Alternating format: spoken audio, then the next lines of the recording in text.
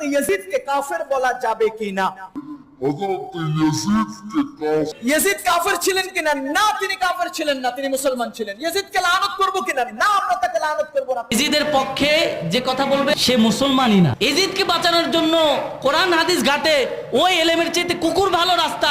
আমি একজন নগণ্য হতে পারি, আমার মধ্যে কোনো আমল আখলাক নেই, আমি খারাপ হতে পারি, আমি ইমাম হোসেনের সাধারণ সামান্য একজন গোলাম। আমার ইমাম হোসেনের বিপক্ষে যেই গেছে তাকে মানার কোনো সুযোগ। অনেকে বলে ইয়াজিদ যুদ্ধ করে নাই, ইয়াজিদ এটা ওটা জানতো না, হ্যান ত্যান। যখন ইমাম হোসেনের গর্দান নিয়ে গেল সৈন্যরা, ইয়াজিদ কি তাদের বিচার করছে? করে নাই। তো ইয়াজিদ যখন তাদের বিচার করে নাই, তার মানে কি ইয়াজিদই তো এটার হুকুমদাতা, সে কি বিচার করবে? কথা বলে না।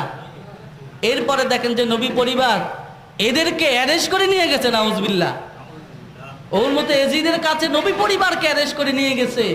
এই যে তাদেরকে যে অ্যারেস্ট করে নিয়ে যাওয়া হইলো, তাদেরকে জেলখানায় রাখা হইলো, ইয়াজিদ যদি কিছু নাই জানতো, ইয়াজিদ কি তাদেরকে জেলখানায় রাখতো? যারা ইমাম হোসেনকে শহীদ করছে এদেরকে সাথে সাথে কতল করতো না?